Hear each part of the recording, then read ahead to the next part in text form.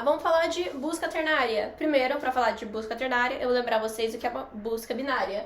E estabelecer um pouquinho de como que eu vou estar falando disso, beleza? Então, imagina que você tem uma função, certo?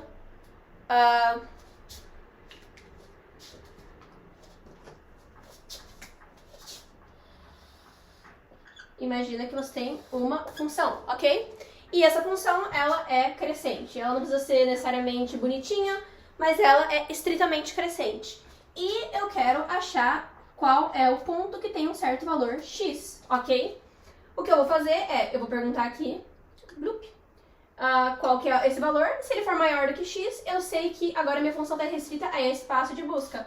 Eu vou perguntar para um outro valor, eu sei que ele é menor do que x, né? E agora minha função está restrita a esse espaço de busca. Eu vou fazendo isso até meu espaço de busca estar menor o suficiente. Isso no caso contínuo. No caso discreto é basicamente a mesma vibe, só que discreto, ok? Então, vamos falar o que é busca ternária. A busca ternária é uma coisa parecida, só que em vez de eu estar fazendo isso por uma função estritamente crescente, eu falar que essa função é côncava ou convexa, né? Assim como o crescente aqui podia ser decrescente, côncavo pode ser convexo.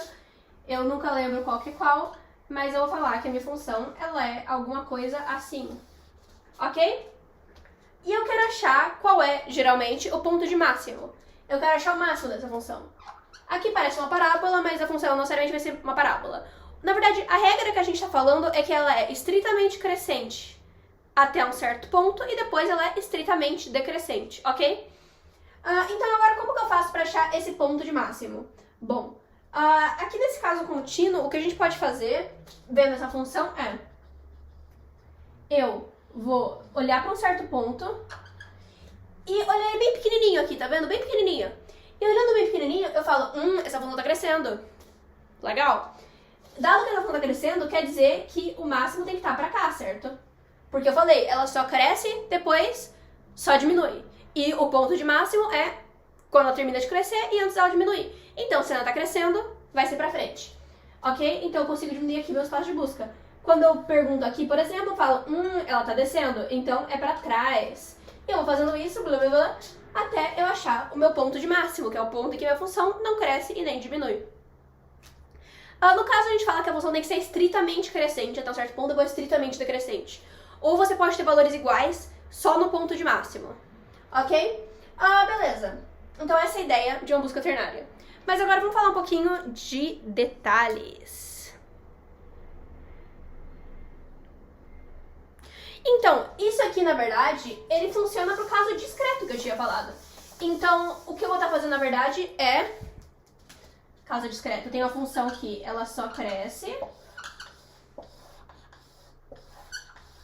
Vou colocar dois iguais aqui no máximo, e aí ela estritamente desce, ok? Beleza? Então, isso aqui vai ser meu caso discreto. O que eu vou fazer, então, agora? Como que eu sei se o negócio tá subindo ou tá descendo? Eu vou olhar pra um cara, geralmente vai estar no meu meio, né? Mas aqui eu vou colocar um cara arbitrário. Eu vou olhar pra um cara e eu vou olhar pro cara seguinte. Se ele for maior, eu sei que a minha função tá no ponto de crescimento, ok? Então, eu sei que ele é daqui pra frente. Com certeza, o ponto de máximo não vai ser esse cara, certo? Ainda mais dado que o adjacente é maior. E agora? Então, agora o meu espaço de busca vai ser aqui, na notação de busca binária, isso aqui geralmente vai ser tipo meio mais um, né? Se eu pegar um cara aqui, escolher um cara, e eu vejo que o próximo dele é menor, eu posso reduzir o meu espaço de busca pra cá. Ok? Então, eu tenho que excluir esse cara aqui. Eu excluo o cara que eu sei que é menor do que eu. E eu vou fazendo isso até ter um elemento só, tudo bem? Tem essa diferença, né? Quando o próximo é maior, eu sei que o meu começo é meio mais um, e aqui eu tenho que só o começo vai ser igual ao meio, né? Eu não posso excluir esse cara de ser a minha resposta, porque eu ainda não achei nenhum elemento maior do que ele. Então eu vou fazendo uma busca binária no slope, certo? E faz sentido. Quando eu tenho uma coisa que é extremamente crescente, extremamente decrescente, a ideia é que eu tô fazendo uma busca binária na derivada dessa função. Então, quando a função ela tá crescendo, eu quero achar a derivada igual a zero, né? Então aqui quer dizer que a derivada é negativa, eu vou pra frente, aqui quer dizer que a derivada é positiva, eu vou pra trás. Ou vice-versa, posso estar confundindo. Então é assim que você faz uma busca ternária em coisas discretas. E como que a gente faz uma busca ternária em algo contínuo? Você vai falar, uau, mas não é a mesma coisa? Não é exatamente a mesma coisa? Você não descreveu isso com coisas contínuas no começo? Sim, mas eu falei que você olha a função num pontinho e vê se ela tá subindo ou descendo.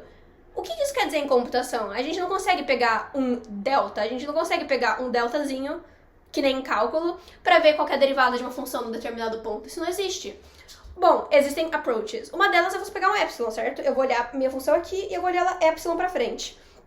E aí eu vejo se ela cresceu ou não. Eu não gosto disso, eu acho meio feio. Epsilon é meio estranho, fica ruim de regular precisão desse jeito, erro de comparação em double é triste. Então a gente tem um outro método pra fazer busca ternária nesses casos, que é o seguinte.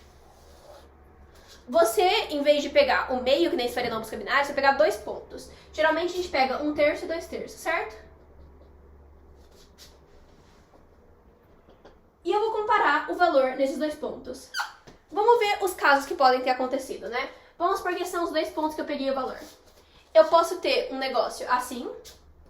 Ui! Meu máximo tá aqui pra direita, certo? Eu posso ter um negócio assim, meu máximo tá pra esquerda, ou eu posso ter, que nem nesse caso grandão aqui, o máximo tá no meio, beleza? Bom, quando eu tenho que esse cara é maior do que esse cara, certo?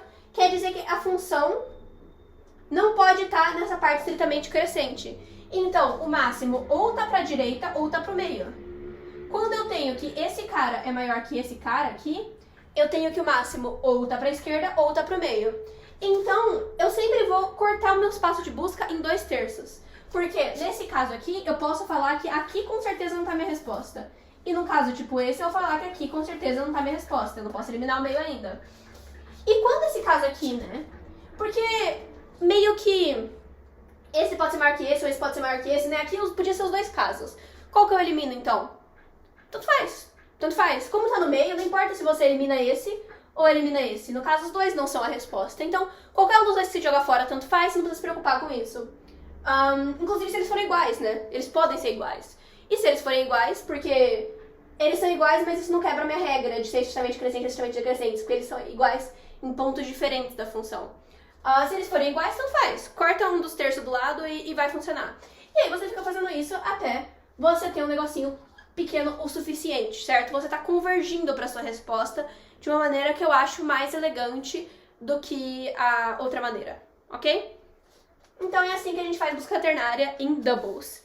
E o legal de busca ternária é que muitas coisas são convexas, muitas coisas. E geralmente é difícil de provar, tá? Eu vou falar que eu não sei provar que coisas são convexas, geralmente, mas uma intuição é boa. E por que busca ternária é muito legal? Porque ela ajuda você a resolver de maneira fácil vários problemas de geometria. Geometria é horrível, mas busca ternária é fácil, busca ternária é simples. E muitas coisas em geometria são convexas. Então eu vou dar pra vocês um problema de geometria 3D. Uau, 3D. 3D. Ela é assim, eu vou te dar vários pontos em 3D, eu não consigo nem desenhar, né, porque é 3D. Eu te dou vários pontos em 3D. E eu quero saber qual que é o ponto, também em 3D, que minimiza a soma da distância para todos esses pontos. Tudo bem? É isso. Ok. Eu vou falar que o legal desse problema é que tudo é convexo. Absolutamente tudo é convexo. Isso aqui eu não vou provar, mas é uma intuição que é legal de ter. Em coisa de geometria, o que é convexo ou não. Mas nesse caso, é muito convexo. E se você fazer mais ou menos a ideia da equação, é legal, você consegue observar isso. Mas o que eu digo quando tudo é convexo? Bom, primeiro que são 3 coordenadas, certo? Se você fixar 2 e você andar pela terceira, então vamos supor que eu tenho 3D, certo? Eu fixei o X, eu fixei o Z pra ser aqui o plano do meu quadro, ok? E eu fixei o X pra ser esse ponto aqui, e aí eu tenho toda essa reta de... Quer dizer, eu fixei o Y pra ser aqui, né? E aí eu tenho toda essa reta aqui que eu posso variar o meu X.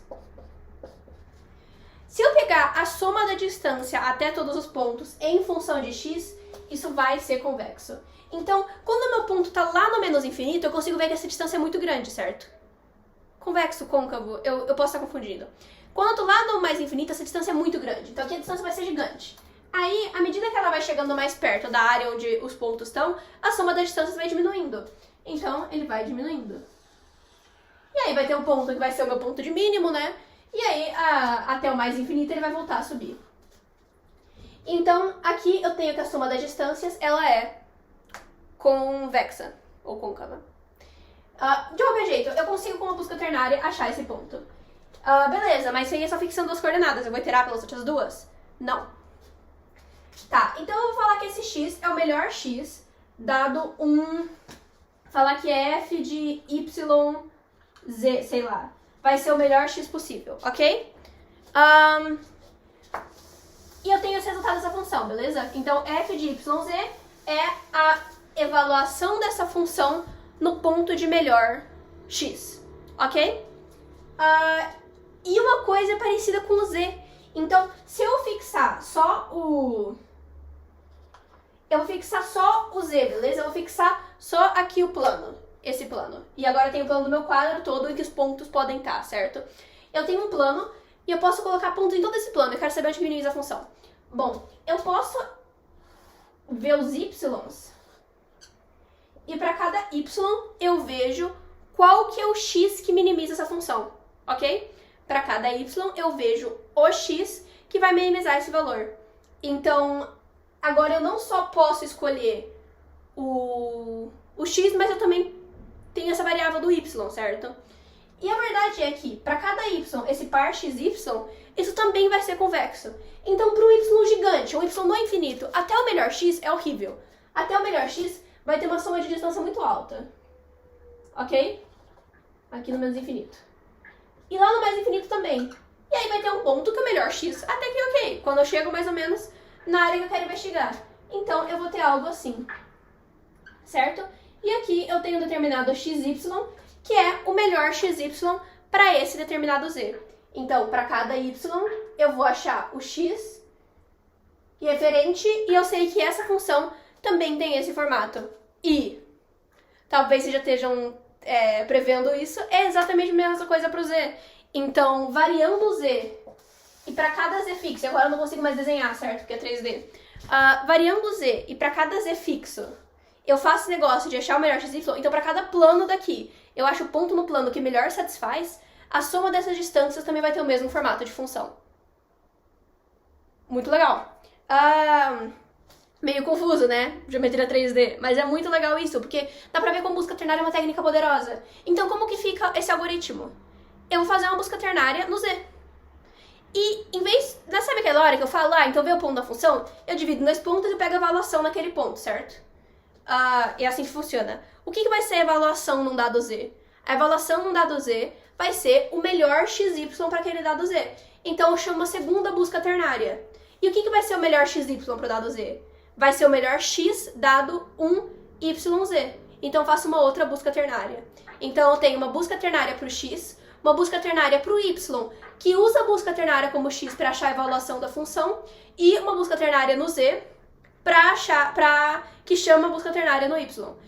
E essa última busca ternária no X, ela chama só um for, né, que itera por todos os pontos e vê a distância. Ela efetivamente usa uma evaluação direta.